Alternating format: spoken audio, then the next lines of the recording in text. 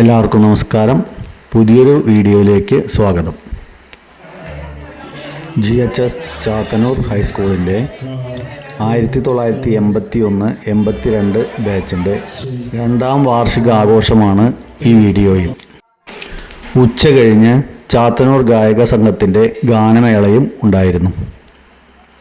ഈ ചാനൽ ആദ്യമായിട്ടാണ് കാണുന്നതെങ്കിൽ സബ്സ്ക്രൈബ് ചെയ്യാൻ മറക്കരുത്. ലൈക്ക് ആൻഡ് ഷെയർ ചെയ്യാനും മറക്കരുത്.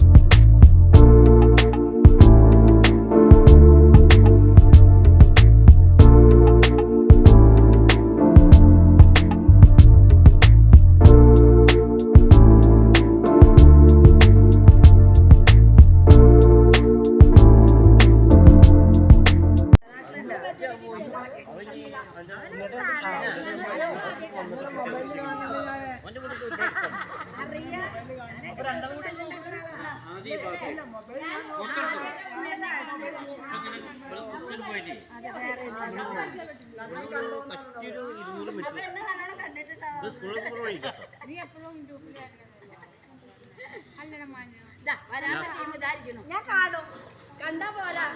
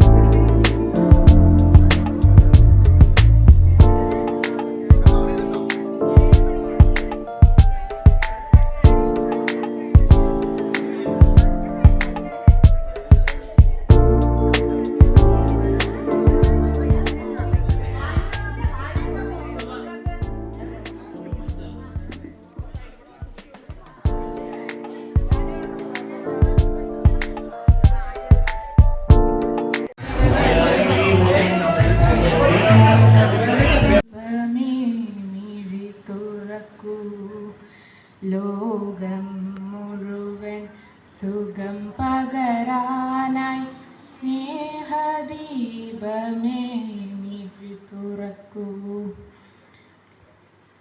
കഥന നിവാരണ കനിവിന്നുറവെ കാട്ടിൻ നടുവിൽ വഴിതെളിക്കൂ. ലോകം മുഴുവൻ സുഖം പകരാനായി സ്നേഹദീപമേ മിഴി തുറക്കൂ. ഹൃദയാക്ഷരിയാൽ രക്തം ചിന്തിയ മിഴിനീർ പുഴയിൽ താഴുമ്പോൾ താങ്ങായി തണലായി ദിവ്യോഷധിയായി താതാനാഥ വഴിതെളിക്കൂ.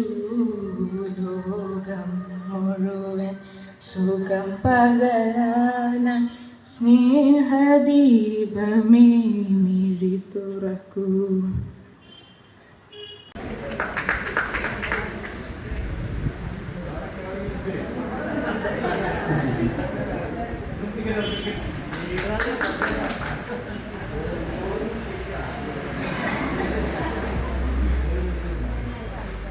പിന്നെ വേദിയിലിരിക്കുന്ന നമ്മുടെ രവീന്ദ്രൻ നാടശ്ശേരി, അദ്ദേഹം നമ്മളെ കഴിഞ്ഞ 2 വാർഷികത്തിനും നമ്മളെ കൂടെ തന്നെ ഉണ്ടായി. കുറച്ച് കഴിഞ്ഞപ്പോഴാണ് നമ്മുടെ ഗ്രൂപ്പിൽ നിന്ന്, എന്താ വെച്ചാൽ അദ്ദേഹത്തിൻ്റെ തിരക്ക് കാരണം ഗ്രൂപ്പിൽ നിന്ന് പോയതാണ്. അദ്ദേഹത്തിനെ പറ്റി നമുക്ക് പറയാൻ വാക്കുകളില്ല. അത്രയും പ്രശസ്ത ജ്യോതിഷനാണ്. അദ്ദേഹത്തെ ഞാൻ ഈ വേദിയിലേക്ക് സ്വാഗതം ചെയ്യുകയാണ്. പിന്നെ നമ്മളെ ആശംസ പറയുന്നത് വത്സനെ ഞാൻ ഈ വേദിയിലേക്ക് സ്വാഗതം ചെയ്യുന്നു. എന്നെയും ഈ വേദിയിലേക്ക് ഞാൻ സ്വാഗതം ചെയ്യുന്നു. പിന്നെ നന്ദി പറയുന്നത് മൊയ്തുണ്ണിയാണ്. മൊയ്തുണ്ണിയെയും ഞാൻ ഈ വേദിയിലേക്ക് സ്വാഗതം ചെയ്യുന്നു. പിന്നെ വന്നിരിക്കുന്ന സദസ്സിലിരിക്കുന്ന എല്ലാ സഹപാഠികളെയും ഞാൻ ഈ വേദിയിലേക്ക് എൻ്റെ പേരിലും ഏകത്വയുടെ പേരിലും സ്വാഗതം ചെയ്യുന്നു. ഇത്രയും പറഞ്ഞുകൊണ്ട് എൻ്റെ വാക്കുകൾ നിർത്തുന്നു. നന്ദി, നമസ്കാരം. ഇനി അധ്യക്ഷ പദവി അലങ്കരിക്കാൻ വേണ്ടി ജയശ്രീയെ ഞാൻ ക്ഷണിക്കുന്നു. പിന്നെ സുമംഗല, അതെനിക്കറിയില്ല, ആരാന്നറിയില്ല. പാരായണം ചെയ്യാൻ കേരളത്തിൽ ഒരു വ്യക്തി എന്ന നിലയ്ക്ക് സുമംഗലയാണ് പോയത് 2017. അതുപോലെ 2024 നാരായണീയ ശ്രേഷ്ഠാചാര്യ പുരസ്കാരം പുരി ജഗന്നാഥ ക്ഷേത്രത്തിൽ കിട്ടി. ആളുള്ള അസുമംഗലയെ ഈ വേദിയിലേക്ക് സ്വാഗതം ചെയ്യുന്നു.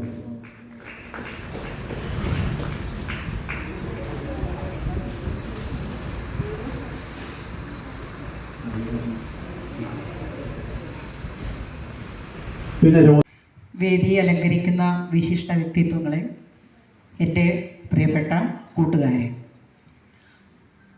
നമ്മളിന്ന് അത്രയധികം സന്തോഷിക്കുന്ന ഒരു ദിവസമാണ്.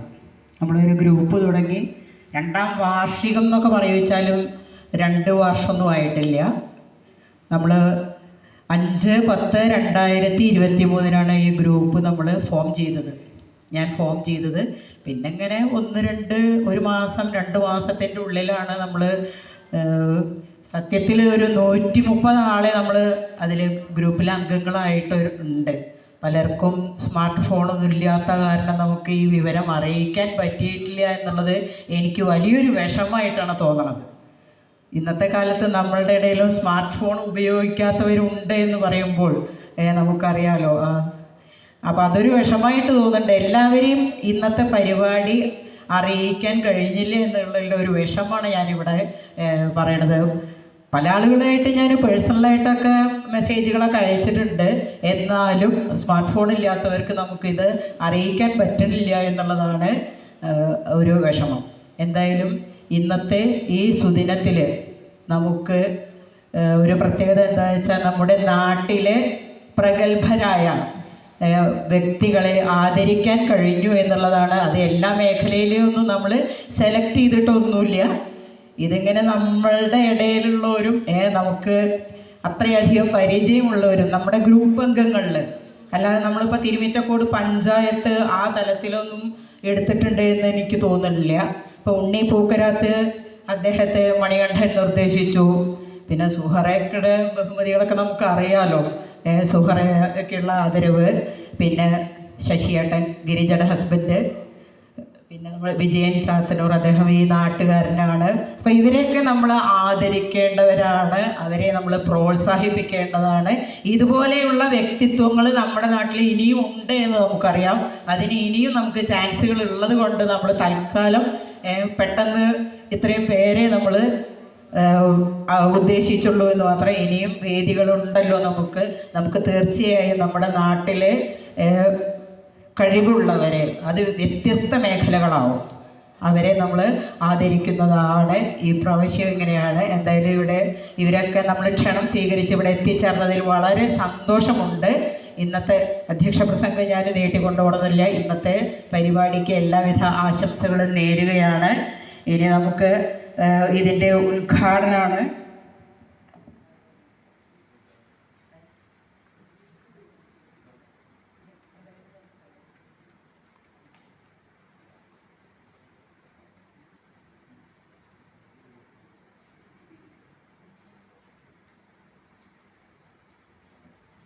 നമ്മളിന്നിവിടെ എല്ലാവരും കൂടിച്ചേർന്നിട്ടുണ്ട്. നമുക്ക് എല്ലാവർക്കും ഒത്തുചേരാൻ പറ്റിയതിൻ്റെ സന്തോഷത്തിൽ തന്നെയാണ് നമ്മളിവിടെ കൂടിച്ചേർന്നിട്ടുള്ളത്. ആ അവസരത്തിലും നമ്മൾ കഴിഞ്ഞ വാർഷികത്തെ നമ്മളുടെ അലുമിനിക്ക് ശേഷം നമ്മുടെ കൂട്ടത്തിൽ നിന്നും നമ്മളെ വിട്ടുപോയ നമ്മുടെ കൂട്ടുകാരുണ്ട്. ഒന്ന് 10 സീലുണ്ടായിരുന്ന മൊയ്തീൻ, പിന്നെ അതേപോലെ തന്നെ 10 സീലനുണ്ടായിരുന്ന ഭവാനി, ഇവർ രണ്ടുപേർ നമ്മളുടെ കൂടെ ഇപ്പം ഇല്ല. അവരുടെ ദേഹവിയോഗത്തിൽ നമുക്ക് ഒന്ന് മൗനം ആചരിക്കാം. 1 മിനിറ്റ് എഴുന്നേറ്റ് നിന്ന് മൗനം ആചരിക്കാം.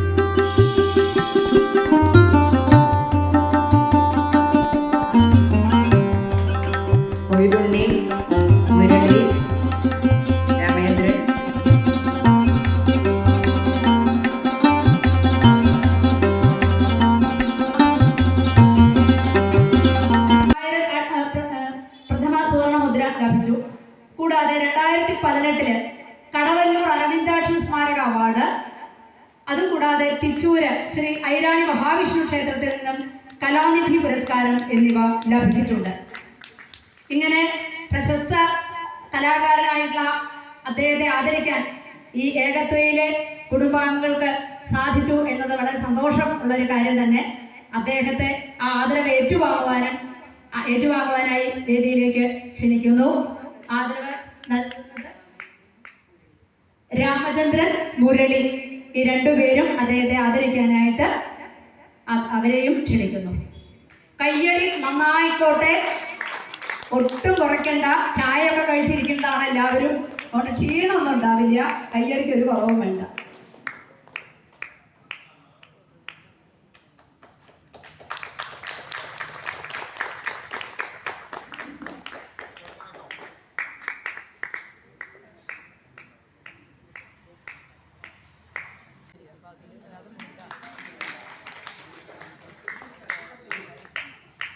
ആദരിക്കാൻ കിട്ടിയ ഒരു സുമുഹൂർത്തം എന്ന് തന്നെ പറയാം.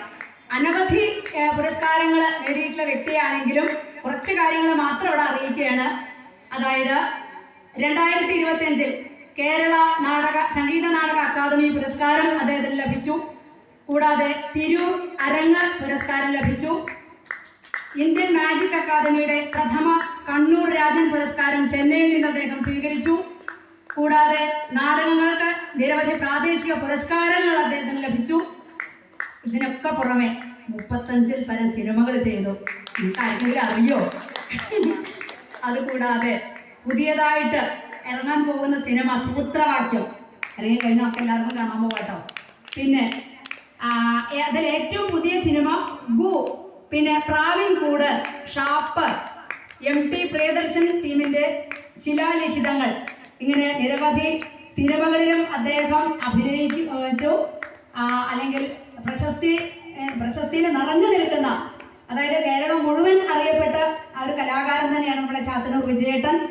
അദ്ദേഹം ഇന്നും കലാരംഗത്ത് സജീവമായ നാടകരംഗത്ത് പ്രവർത്തിക്കുന്നു. അതുകൂടാതെ ഇപ്പോൾ ചെറിയൊരു സംഗീത ട്രൂപ്പ് അദ്ദേഹത്തിൻ്റെ നേതൃത്വത്തിൽ ഇവിടെ കുറച്ചു കാലമായി നമ്മുടെ നാട്ടിലുള്ള പല സാംസ്കാരിക വേദികളിലും ക്ഷേത്രങ്ങളിലൊക്കെ പരിപാടികൾ അവതരിപ്പിച്ചുകൊണ്ടിരിക്കുന്നു.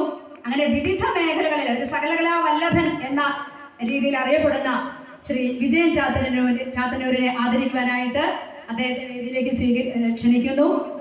ആദരിക്കാനായിട്ട് മാനു, സുബ്രഹ്മണ്യൻ ഇവരെയും ക്ഷണിക്കുന്നു. കയ്യടി പോരാ.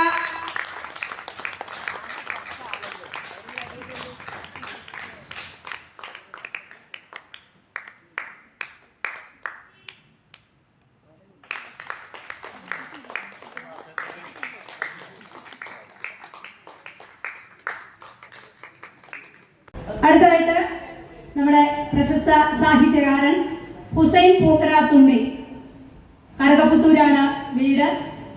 അദ്ദേഹത്തെ കുറിച്ച് നമുക്ക് കൂടുതൽ അറിയാം. അതായത് വർണ്ണനൂലിട്ട ഊഞ്ഞാൽ എന്ന ചെറുകഥാ സമാഹാരത്തിന് മികച്ച നവാഗത ചെറുകഥാകാരനുള്ള സാഹിത്യ പുരസ്കാരം തിരുവനന്തപുരം പ്രസ് ക്ലബിൽ നിന്നും അദ്ദേഹം സ്വീകരിച്ചു. കൂടാതെ അദ്ദേഹത്തിൻ്റെ നോവല് നിലാവും നിഴലും നിശാഗന്ധിയും എന്നൊരു നോവല് അദ്ദേഹം എഴുതിയിട്ടുണ്ട്. 3ാമത്തെ പുസ്തകം നിറഞ്ഞ കയ്യടിയോട് കൂടിയിട്ട് അദ്ദേഹത്തെ നമുക്ക് ആദരിക്കാം.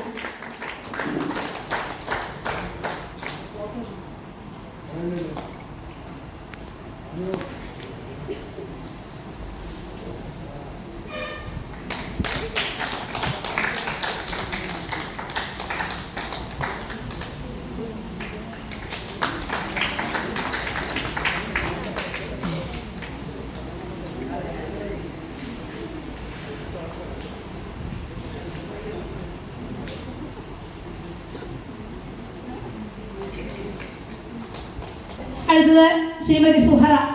അവരെക്കുറിച്ച് എന്നേക്കാൾ കൂടുതൽ നന്നായി അറിയാവുന്നവരാണ് ഇവിടെ ഇരിക്കുന്ന എല്ലാവരും. എങ്കിലും അതായത് തിരുമിറ്റക്കോട് പഞ്ചായത്ത് പ്രസിഡന്റ്, പഞ്ചായത്തിലെ മികച്ച പ്രവർത്തനത്തിന് 2 പ്രാവശ്യം നമ്മുടെ ശ്രീമതി സുഹറയ്ക്ക് പുരസ്കാരം ലഭിച്ചു. നിങ്ങളുടെയൊക്കെ ഉറ്റ സഹപാഠിയാണ്. നമ്മുടെ പഞ്ചായത്തിലെ ഏതൊരാവശ്യത്തിനും എപ്പോൾ വിളിച്ചാലും ഓടിയെത്തി എല്ലാ സഹായവും ചെയ്യാൻ സന്നദ്ധയായിട്ടുള്ള, രാവും പകലും കണ്ണും കാതും തുറന്ന് സേവന പ്രവർത്തനങ്ങൾക്ക് വേണ്ടി മികച്ച പ്രവർത്തനം കാഴ്ചവെച്ച ശ്രീമതി സുഹറയെ ആദരിക്കുന്നു.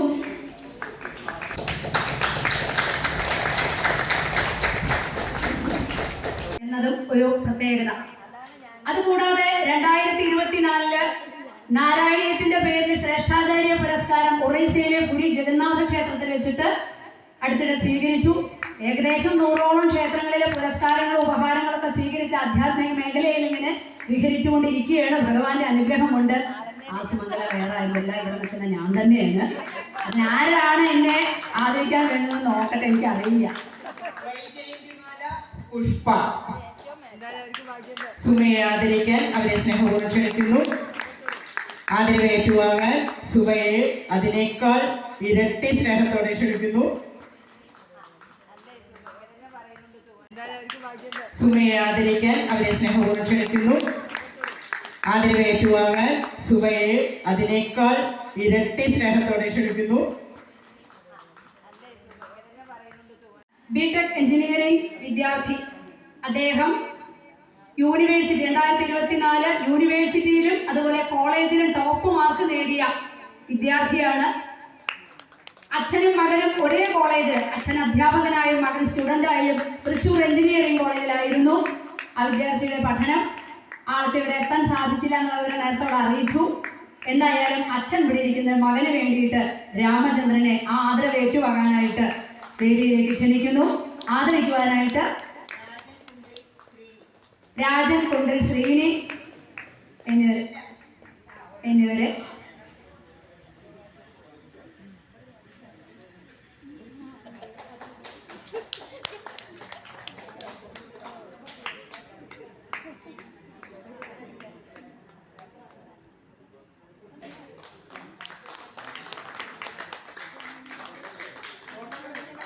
കയ്യടി പോരാ.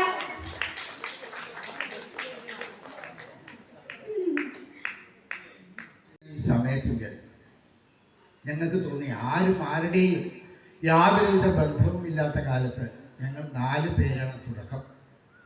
1 ഞാൻ, 2 പെരിങ്ങന്നൂരിലുള്ള SP മണികണ്ഠൻ, ശങ്കരൻ, ഇങ്ങനെ കുറച്ച് 4 പേരോളം ഞങ്ങളിങ്ങനെ കയറി ഇറങ്ങൽ തുടങ്ങി. ഒഴിവുള്ളപ്പോഴൊക്കെ കുറേ ആൾക്കാരിൽ നിന്നും വളരെയധികം ഞങ്ങൾക്ക് വിഷമതകൾ നേരിടേണ്ടി വന്നു. ഒപ്പം പഠിച്ച കുട്ടികളായാലും. അപ്പോൾ ഞങ്ങൾ വിചാരിച്ചു എന്നാൽ വേണ്ട, എല്ലാവരും ആദ്യം നമ്മൾ 2 ക്ലാസ് സാൻസ്ക്രിറ്റും അതിനോടനുബന്ധമായ വ്യക്തികളും പിന്നീട് നമുക്ക് കൂട്ടി കൊണ്ടുവരാമെന്ന് വിചാരിച്ചു. അങ്ങനെയാണ് നമ്മൾ തുടക്കം കുറിച്ചത്. ആദ്യം 4 പേര്, 5 പേര്, പിന്നെ ഇങ്ങനെ കൂടി കൊണ്ടുവന്നതാണ്. അല്ലാതെ എല്ലാവരെയും അത് ആ ഒരു കാലത്ത് നമ്മുടെ ഇപ്പോൾ വത്സൻ മാഷ് അന്ന് സ്കൂൾ ലീഡറായിരുന്നു നമ്മളുടെ, അദ്ദേഹത്തിനെ ഞങ്ങൾ കാണാൻ പോയിരുന്നു. അതും ഏകദേശം സ്കൂൾ പൂട്ടിയ സീസണിലാണ്. ഞങ്ങൾ ഗ്രൂപ്പ് സ്റ്റാർട്ട് ചെയ്യണം എന്നുള്ള കൂടിയാലോചനയ്ക്ക് അന്നപ്പോൾ അദ്ദേഹം സ്വന്തം സ്കൂളിൻ്റെ മെയിൻ്റനൻസിനോ എന്തോ ആയിട്ട് തിരക്കിലായിരുന്നു. അപ്പോൾ ആദ്യം സമീപിച്ചത് ഞങ്ങൾ വത്സൻ മാഷേനെ, വത്സനെ. അപ്പോൾ അദ്ദേഹം അന്ന് പറഞ്ഞു ഇതൊന്നും ഇപ്പോൾ നടക്കില്ല, പിന്നെ വരിക എന്ന് പറഞ്ഞ് ഞങ്ങളെ ഒന്ന് പറഞ്ഞയച്ചു. ഓർക്കുന്നുണ്ട് എന്ന് ഞാൻ വിശ്വസിക്കുന്നു, അല്ലെങ്കിൽ ഒന്ന് ഓർത്തെടുത്താൽ നന്നായിരിക്കും. അങ്ങനെ പല വ്യക്തികളെയും അന്ന് നമ്മൾ ക്ലാസ് ലീഡേഴ്സിനെയാണ് നമ്മൾ ആദ്യം കോൺസെൻട്രേറ്റ് ചെയ്തത്. ആദ്യം ഫസ്റ്റ് സ്കൂൾ ലീഡർ, രണ്ടാമത് ക്ലാസ് ലീഡേഴ്സുകളിൽ നിന്ന് പല ക്ലാസ് ലീഡേഴ്സിൽ നിന്നും അക്കാലത്ത് നമുക്ക് വളരെയധികം എന്താ പറയുക മാനസികമായ വിഷമതകൾ നേരിട്ടിട്ടുണ്ട്. ആട്ടിയിറക്കിയ വീട് പോലും ഉണ്ട്. നിങ്ങളത് അറിയുമെന്ന് എനിക്കറിയില്ല. ഒരു കുട്ടിയുടെ വീട്ടിൽ പോയി, ആ കുട്ടിയുടെ വീട്ടിൽ പോയപ്പോൾ എന്തേ പോകുന്നത് ചോദിച്ചു. ആ കുട്ടീനെ ഞങ്ങൾ പറഞ്ഞ് നിനക്കിയ കാര്യങ്ങൾ അതേ ചോദിച്ചു. ഞാൻ ഭർത്താവിനെ വിളിക്കാൻ പറഞ്ഞു, ഭർത്താവിനെ വിളിച്ചു. ഈ കാര്യം പറഞ്ഞിട്ട് ഇങ്ങോട്ട് കയറുന്നത് കേട്ടോ എന്ന് പറഞ്ഞു കഴിഞ്ഞാൽ മുഖത്ത് ചാണം തേച്ച് വിടുകയിരിക്കുന്ന ഇതിലും ഭേദം.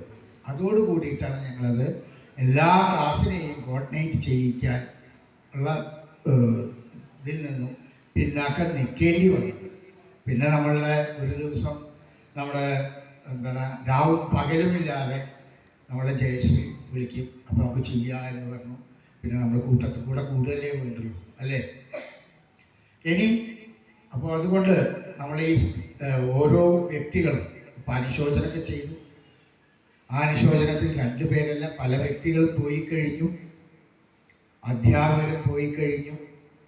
ഇനിയും ആര് എന്ത് എന്ന് എങ്ങനെ എന്നറിയില്ല. ഉള്ള കാലം വരെ നമുക്ക് ഒത്തൊരുമിച്ച് ഉള്ളതിൽ പങ്കുചേർന്ന് ഒരു കിണ്ണത്തിൽ നിന്നും എടുത്ത് വാരി തിന്നാം. അതിന് ഞാൻ എക്കാലവും നിങ്ങളോടൊത്ത് ഉണ്ടായിരിക്കും. എന്നെ ക്ഷണിച്ച എല്ലാവർക്കും ഞാൻ അത്ഭുതപ്പെടുത്തി എന്നെ കരയിപ്പിച്ചൊരു സംഭവം കൂടിയിട്ട് അത് പറയാതിരിക്കാൻ നിവൃത്തിയില്ല. 2 ദിവസം മുൻപ് ഏകത്വ ഗ്രൂപ്പിൻ്റെ അഡ്മിന്മാരായ മുരളിയും അതുപോലെ തന്നെ എൻ്റെ കണ്ണിലുണ്ണിയായ മൊയ്തുണ്ണിയും കൂടിയിട്ട് വരിക. എന്തിനാണ് ക്ഷണിക്കുക? ഞാൻ സത്യം പറയച്ചാൽ എന്നെ കരയിപ്പിക്കുന്ന ഒരവസ്ഥയാണ്. നിങ്ങളിൽ നിന്ന് ഞാൻ അകന്നു പോയോ എന്നായിരുന്നു എൻ്റെ ഈ ചിന്ത. നിങ്ങളിൽ നിന്നും അകന്നു പോകുമ്പോഴാണ് എന്നെ ക്ഷണിക്കേണ്ടി വരുന്നത് അല്ലേ? ഇനി മേലാൽ ഇത്തരൊരു അനുഭവം എനിക്ക് സഹിക്കാൻ കഴിയുമോ എന്നൊരു ദുഃഖം കൂടിയുണ്ട്. അതുകൂടി പറഞ്ഞില്ലെങ്കിൽ ഞാൻ എന്തായിരിക്കും എനിക്കറിയില്ല. അതുകൊണ്ട് ഇനി ഈ പ്രഥമ സ്ഥാനത്ത് ഒഴിഞ്ഞു പോയിന്ന് ആദ്യം നമ്മളെ കുട്ടിക്കാലത്ത് അല്ലെങ്കിൽ നമ്മുടെ സ്കൂൾ വിദ്യാഭ്യാസ കാലത്ത് first preference the head master, second is class teachers, then school leader. അനവധി ഒഴിഞ്ഞു മാറി നടക്കുന്നതായ ഈ വത്സരം ഏകത്വയുടെ സാരഥിയിലേക്ക് എത്തിച്ചേരണമെന്ന് എനിക്കൊരാഗ്രഹം കൂടി ഉണ്ട്. എന്നെ സ്നേഹിക്കുന്ന എൻ്റെ 81-82 ബാച്ചിലെ ഏകത്വം എന്ന് വെച്ചാൽ കൂട്ടായ്മ, എനിക്ക് അതിൻ്റെ അർത്ഥം അറിയില്ലായിരുന്നു. ഞാൻ സുമംഗല മാഡത്തിനോട് ചോദിച്ച് മനസ്സിലാക്കി. കൂട്ടായ്മ തന്നെയാണ്. ഈ കൂട്ടായ്മയ്ക്ക് ആദ്യമായി എൻ്റെ എല്ലാവിധ വിജയാശംസകളും നേരാണ്. എന്നെ സത്യത്തിൽ വിളിച്ചത് വത്സൻ മാഷും ബേബി കുറുപ്പ്, അങ്ങനെ തന്നെ വിളിക്കട്ടെ, പിന്നെ മുരളി വിളിച്ചിട്ട് ഒരു പ്രോഗ്രാമുണ്ട്, നിങ്ങളൊരു കുറച്ച് പാട്ടുകൾ ഞങ്ങൾക്ക് വേണ്ടിയിട്ട് ഉച്ചയ്ക്ക് ശേഷം പാടണം എന്ന് പറഞ്ഞിട്ടാണ് വിളിച്ചത്. ഈ ആദരവ് ഞാൻ ഒരിക്കലും പ്രതീക്ഷിച്ചിട്ടില്ല. എന്തായാലും ഈ ആദരവ് തന്ന നിങ്ങൾ ഓരോരുത്തരോടും എനിക്കുള്ള സ്നേഹം പറയാണ്. സത്യം പറഞ്ഞാൽ ഈ ആദരവ് ഞാനാണ് ഏറ്റുവാങ്ങുന്നതെങ്കിലും ഈ ബാച്ചിനാണ് അതിൻ്റെ മുഴുവൻ ക്രെഡിറ്റും. ആദരവിന് അർഹരായിട്ടുള്ളത് ശരിക്കും നിങ്ങളാണ്. അപ്പോൾ ഒരിക്കൽ കൂടി കൂടുതലൊന്നും പറയുന്നില്ല, ഒരുപാട് പരിപാടികൾ ഇവിടെ നടക്കാനുണ്ടാവും. എനിക്ക് പറയാനുള്ളത്, ഈ ഇരിക്കുന്ന എല്ലാവരും, ഇനി ആളുകൾ വരാണ്ടാവും എന്ന് വിചാരിക്കുന്നു, ഉച്ചയാകുമ്പോഴേക്കും കുറച്ചും കൂടെ. ജാനകിയൊക്കെ ഇരിക്കുന്നുണ്ട്, പാട്ടൊക്കെ ഇവിടെ ഉണ്ടാവും ഗംഭീരമായിട്ട്. ഞങ്ങളും പാട്ട് തന്നെ പാടുന്നു. അപ്പോൾ 2 മണിക്ക് നമ്മുടെ പാട്ടുകളുണ്ട്, ഗായക സംഘത്തിൻ്റെ, നമുക്ക് അടിച്ചു പൊളിക്കാം. ഞങ്ങൾ അങ്ങനത്തെ പാട്ടുകളാണ് സെലക്ട് ചെയ്തിരിക്കുന്നത്. കാരണം കുറച്ച് സ്ലോ ഒന്നുമില്ല, ഒക്കെ അടിപൊളി പാട്ടുകളാണ്. എന്താ വെച്ചാൽ നമുക്ക് എല്ലാവർക്കും ഇന്നൊരു ദിവസം സന്തോഷമായിട്ട് സുഖമായിട്ട് ഒന്ന് ഒത്തുകൂടുക എന്നുള്ളത് തന്നെയാണ്. അപ്പോൾ അതിന് നിങ്ങളോടൊപ്പം ഞങ്ങളും ഉണ്ടാവും. എന്തായാലും ഒരിക്കൽ കൂടി എല്ലാവരും, രവിയേട്ടൻ്റെ അവിടെ, ഏട്ടനൊന്നും വിളിക്കില്ല, ഞാൻ എൻ്റെ ബഹുമാനം കൊണ്ട് ഞാൻ ഏട്ടാന്നാണ് വിളിക്കില്ല എല്ലാവരും, പലരും. എന്തായാലും ഇങ്ങനൊരു കൂട്ടായ്മ സംഘടിപ്പിച്ച നിങ്ങൾ ഓരോരുത്തർക്കും ഒരിക്കൽ കൂടി നന്ദി, സ്നേഹം. ഈ കൂട്ടായ്മയ്ക്ക് ഞങ്ങളെ ക്ഷണിച്ച ഓരോരുത്തരും, ഇപ്പോൾ മേഡം പഞ്ചായത്തിൻ്റെ ഞങ്ങളുടെ പ്രസിഡൻ്റാണ്, ഒപ്പം ഇവിടുത്തെ നിങ്ങളുടെ ബാച്ച്മേറ്റാണെന്നുള്ളത് ഞാൻ ഇപ്പോഴാണ് അറിയുന്നത്. അതെന്നെ വലിയൊരു അറിവാണ്. ഒരറിവും വലിയ ചെറുതല്ല, ഒക്കെ വലിയ തന്നെയാണ്. അപ്പോൾ ആ ഒരു അറിവും കൂടി എനിക്ക് ഇവിടെ നിന്ന് കിട്ടി. ഒപ്പം ഉണ്ണി പൂക്കരാത്ത്, ഞങ്ങൾ ഒരുപാട് ബന്ധമുള്ള ഒരു കാര്യം പറയാനുണ്ട്. അത് ഞാൻ ഇപ്പോൾ പറയുന്നില്ല. അദ്ദേഹത്തിൻ്റെ എല്ലാ നോവലുകളും നിങ്ങൾ വായിച്ചിട്ടുണ്ടാവും എന്ന് വിചാരിക്കുന്നു. വായിച്ചിട്ടില്ലെങ്കിൽ വായിക്കണം. പുസ്തകം അറിവ് തന്നെയാണ് വലുത്. പിന്നെ ഇവരൊക്കെ പരിചയപ്പെട്ടിട്ട് എൻ്റെ നാട്ടുകാരെത്തിണ്ട്. എൻ്റെ അമ്മയുടെ നാട്ടുകാരെ ഒരാളുണ്ട് അവിടെ ഇരിക്കുന്നുണ്ട്. ആയിക്കോട്ടെ, ചെട്ടിപ്പടിയാണ് എൻ്റെ അമ്മയുടെ വീട്. എന്തായാലും ഈ തന്ന ഈ പുരസ്കാരം എൻ്റെ ഹൃദയത്തിൽ ഞാൻ സൂക്ഷിക്കുകയാണ്. ഓരോരുത്തർക്കും ഒരിക്കൽ കൂടി നന്ദി, സ്നേഹം. ഇനിയും ഇതുപോലുള്ള കൂട്ടായ്മകൾ ഉണ്ടാവണം. നേരത്തെ പറഞ്ഞ പോലെ ഇവിടെ ഒരുപാട് കലാകാരന്മാരുണ്ട്. ആ കലാകാരന്മാരെ നിങ്ങൾ ആദരിക്കുമ്പോഴാണ് ആ കലാകാരൻ നാടിൻ്റെ സമ്പത്തായി മാറുന്നത്. നാടിൻ്റെ സ്വത്ത് തന്നെയാണ് കലാകാരൻ. കലാകാരനൊരു വീഴ്ച ഉണ്ടാകുമ്പോൾ താങ്ങേണ്ടത് നിങ്ങളെപ്പോലുള്ള കലാഹൃദയമുള്ള മനസ്സുകളാണ് എന്ന് മാത്രം പറഞ്ഞുകൊണ്ട് കൂടുതലൊന്നും പറയുന്നില്ല. നന്ദി, സ്നേഹം. 25 കൂടെ വന്നു, എപ്പോഴാണ് വരിക. അത് അങ്ങനെയാണ്. പക്ഷെ ആർക്കും ഒന്നിനും മാറ്റി വെക്കാൻ സമയമില്ല. നമ്മുടെ ഏകത്വം എന്ന് പറയുന്നത് എല്ലാ ബാച്ചുകളും സമയങ്ങളുടെ 8-10 വർഷങ്ങളൊക്കെയായിട്ട് ഇവിടെ ഇങ്ങനെ കൂടുമ്പോൾ ഞാനിങ്ങനെ മനസ്സിലാക്കിയിരിക്കേണ്ടത് എന്താ നമ്മളുടെ ബാച്ചൊന്നും കൂടാത്തത്. അപ്പോഴാണ് ജയശ്രീയുടെ ഒരു നേതൃത്വത്തിൽ ഇവിടെ കുറച്ച് മാന്യ വ്യക്തിത്വങ്ങൾ ഇതിനു വേണ്ടി അഹോരാത്രം പാടുപെടുന്നുണ്ട്. ഞാൻ ഓരോരുത്തരുടെ പേരെടുത്ത് വേണമല്ല, മൈതോണി, ജയശ്രീ, അങ്ങനെ എല്ലാവരും അവരൊക്കെ നമ്മളെ പിടിച്ചു നിർത്താൻ വേണ്ടി വൈജയന്തി ഇങ്ങനെ അടിച്ചു മാറുന്നുണ്ട്. നിങ്ങളൊന്ന് പിടിച്ചു നിർത്താനാണ് കേട്ടോ. ഞങ്ങളൊക്കെ സൈലൻ്റ് ആയിട്ട് ഇങ്ങനെ കേൾക്കുള്ളൂ. അങ്ങനെ ആ ഗ്രൂപ്പിനെ നമ്മുടെ ഈ കൂട്ടായ്മയെ 2 വർഷമല്ല 2 സംഗമത്തിൽ നമുക്ക് സാധിച്ചു എന്നുള്ളത് വലിയ നേട്ടം തന്നെ. ഓരോ സംഗമങ്ങൾ പോകുന്നു. ഇവിടെ ചെറിയൊരു എന്നെ പറയുന്നത് എനിക്ക് നിങ്ങൾ ചെയ്യാൻ പാടില്ലാത്തതായിരുന്നു. പിന്നെ ഞങ്ങളെ കൂടെ എന്നെ പറ്റി പറയുകയാണെങ്കിൽ ഞാൻ, എൻ്റെ ഭർത്താവ്, 2 കുട്ടികൾ, അതാണ് എൻ്റെ കുടുംബം. പിന്നെ മോളുടെ കല്യാണം കഴിഞ്ഞു, 3 കുട്ടികളായി. അതേപോലെ മോൻ്റെ കല്യാണം കഴിഞ്ഞു. അവർ ദുബായിലാണ്. മോനും മരുമകളും ദുബായിലാണ്. പിന്നെ ഇപ്പോൾ പ്രത്യേകിച്ചൊന്നും പറയാനില്ല. എല്ലാവർക്കും എൻ്റെ നമസ്കാരം, എൻ്റെ ബഹുമാനം. എല്ലാവർക്കും എനിക്ക് കൂടുതലൊന്നും പറയാനില്ല. നന്ദി, നമസ്കാരം. ഇത് സതീശിന് വേണ്ടാ, സതീശിനുള്ള ഒന്ന്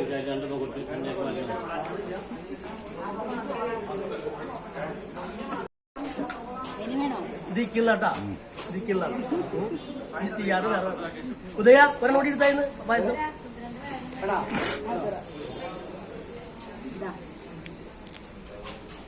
ഇത് മൂന്നാമത്തെ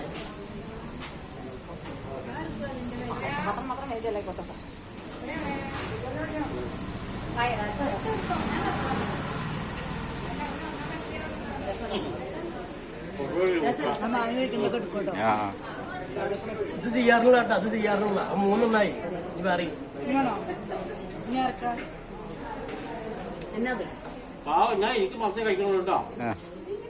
ഇന്റെ മുത്തുമണിക്ക് വേണം. പറ്റുന്നില്ല, എന്തോരം എത്തിയിരുന്നു, എന്തോരം എത്തി. അയ്യോ കഴിഞ്ഞില്ലേ? നമ്മൾ ഒരു വർഷത്തിൻ്റെ ഇടവേളയിലാണ് ഇപ്പോൾ ഇവിടെ ഒത്തുകൂടിയിരിക്കുന്നത്. ഓരോ വർഷം കഴിയുമ്പോഴും നമ്മുടെ സ്ട്രെങ്ത് കുറയുന്നുണ്ടോ എന്നൊരു സംശയം. പക്ഷെ നമ്മൾ എന്ത് എവിടേക്കാണ് നേരത്തെ പറഞ്ഞ പോലെ ഇനി എന്തിനാണ് നമ്മുടെ മനസ്സിലൊക്കെ അതൊക്കെ വെച്ചിട്ടിരിക്കുന്നത്? അപ്പോൾ അതൊക്കെ കൊണ്ട് പുറത്തേക്ക് വിട്ടിട്ട് പണ്ട് അന്നത്തെ ഓർമ്മകളൊക്കെ തട്ടി ഒപ്പിച്ച് നമ്മൾ ഇത് ശക്തി ഒരു 100 വീതം ആളുകൾ നമുക്കുണ്ടാവണം. എല്ലാവർക്കും എല്ലായ്പ്പോഴും സംസാരിക്കാനൊന്നും ഇടവുണ്ടാവില്ല. പക്ഷെ ഇത്രയും കാര്യങ്ങൾ ഒത്തുകൂടാനെങ്കിലും നമ്മൾക്ക് വരണം. നമ്മുടെ കുടുംബാംഗങ്ങളുടെ എന്തെങ്കിലുമൊക്കെ ഉണ്ടെങ്കിൽ നിങ്ങളെ ക്ഷമിക്കണം. അങ്ങോട്ടും ഇങ്ങോട്ടും പറ്റുന്നവരൊക്കെ വരും. പക്ഷേ നിങ്ങൾ മാനിപ്പോൾ ഞാൻ പഞ്ചായത്ത് പ്രസിഡൻ്റാണ്. മാനു എന്നെ കാണുമ്പോൾ അയ്യോ ഞാനും ഒപ്പം പഠിച്ചാലാണ് അവിടെ ചെല്ലുമ്പോഴാണ് അറിയുന്നത്. ഇയാളെ ബേക്കറിയിൽ ഞാൻ എത്ര വട്ടം പോയിട്ട് അറിയാം. എനിക്കറിയില്ല ഞാൻ എൻ്റെ കൂടെ പഠിച്ച ഇപ്പോൾ രാമേന്ദ്രൻ പറഞ്ഞ പോലെ രാമേന്ദ്രൻ്റെ കൂടെ ഞാൻ പേര് വാങ്ങിയിട്ടുണ്ട്. എനിക്കറിയില്ല രാമേന്ദ്രൻ. എനിക്കറിയില്ല സത്യത്തിൽ പറഞ്ഞ പോലെ തന്നെ നമ്മുടെ നാട്ടിൽ ചുറ്റത്തുള്ള ആൾക്കാരെ പരിഗണിക്കാവുന്നതാണ്. അദ്ദേഹം പറഞ്ഞത് അദ്ദേഹത്തിന് കിട്ടുന്നില്ലെന്ന് മാത്രമായിരിക്കും. ഒരുപാട് നമ്മളെ പോലെയുള്ള ആൾക്കാരുണ്ടാവും, അദ്ദേഹത്തിനെ പോലെയുള്ളവരോ അതിൽ കൂടുതലുള്ളവർ, അവർ അവോയ്ഡ് ചെയ്യപ്പെടുന്നതിനുള്ളൊരു പ്രശ്നം ഉണ്ടാവും. അപ്പോൾ അത് കൺസിഡർ ചെയ്യേണ്ട ഒരു കാര്യമാണ്. അപ്പോൾ ഈ ഒരു ജൂബിലി ആഘോഷത്തിൻ്റെ കേസിൽ നമ്മളിത് എന്തുകൊണ്ട് സംഭവിച്ചു അവരെ അറിയിക്കുകയോ ഇടപെടുന്നതുകൊണ്ട് പ്രസിഡന്റ് ആയതുകൊണ്ട് ആ ഗ്രൂപ്പിൽ നമ്മൾ ഉൾപ്പെടുത്തണം. അതിൻ്റെ ഡേ ടു ഡേ ആക്ടിവിറ്റീസ് എന്താണ്, ഏതാണ് സ്റ്റേജ്, ഇതെല്ലാം അവസാനത്തെ ഒരു നിമിഷത്തിൽ നമ്മൾ ഇവർ കോൺട്രിബ്യൂട്ട് ചെയ്യണമെന്ന് പറയുമ്പോൾ ചിലപ്പോൾ ചില ആൾക്കാർ വിഷമം തോന്നും. ഇതേവരെ ഞാനിതിലൊന്നുമില്ലാത്ത ഞാനിതിൽ എന്ത് ചെയ്യണം എന്ന് തോന്നുമെന്നുള്ളത് മനുഷ്യ സഹജമാണ്. അത് അപകടം നിൽക്കട്ടെ. പിന്നെ നമ്മുടെ ഗ്രൂപ്പിലേക്ക് വന്നാൽ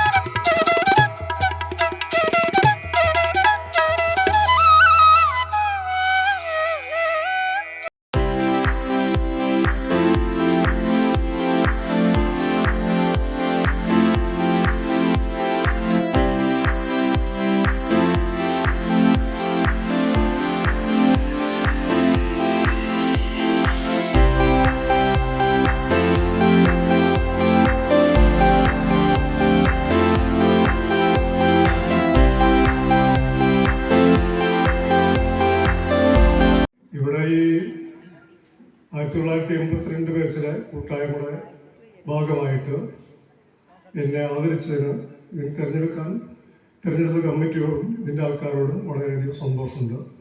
ഒന്നാമത്തെ കാര്യം, ഞാൻ കലാരംഗത്ത് വന്നിട്ട്, അതായത് മദ്ദളംകൊട്ടിൻ്റെ ഭാഗത്തേക്ക് വന്നിട്ട് 50 വർഷമാണ്. 76 ഇറങ്ങിയിട്ട് ആ 50-ാം വർഷം 2025-ലാണ്. അതിൽ ആദ്യത്തെ 50-ാം വർഷത്തിലെ ആദ്യത്തെ ആദരവ് ഈ സ്കൂളിൽ നിന്നാണ്. അതിൽ വളരെയധികം സന്തോഷമുണ്ട്. പിന്നെ വേറൊരു കാര്യം എന്താണെന്ന് വെച്ചാൽ, എൻ്റെ കലാരംഗത്ത് 50 വർഷമല്ല 53 വർഷമാണ് ശരിക്കും. 1973 പുതുക്കുളങ്ങര പൂരം ചാത്തന്നൂർ വിഭാഗത്തിൻ്റെ പഞ്ചവാദ്യത്തിലാണ് എൻ്റെ ആദ്യത്തെ അരങ്ങേറ്റം. അത് എടക്കയിലാണ്. എൻ്റെ അച്ഛൻ്റെ അടുത്ത് ഞാൻ മുതൽക്കൂട്ട് പഠിക്കുന്ന സമയത്താണ് ഈ പൂരം അച്ഛൻ ചുമതലയെടുക്കുന്നത്. ആ ചുമതലയിൽ പഞ്ചവാദ്യത്തിന് ഇടയ്ക്കാരൻ വന്നില്ല. ഞാനന്ന് 6ാം ക്ലാസ് പഠിക്കുക. ചുറ്റുവട്ടത്തുള്ള പൂരങ്ങൾക്കൊക്കെ അച്ഛൻ്റെ കൂടെ ഞാൻ പോകും. അങ്ങനെ ഇവിടെ പൂരം കാണാവുന്നതാണ്. ആ പൂരത്തിൽ ചാത്തന്നൂർ വിഭാഗത്തിൽ പഞ്ചവാദ്യത്തിന് ഇടയ്ക്കില്ല.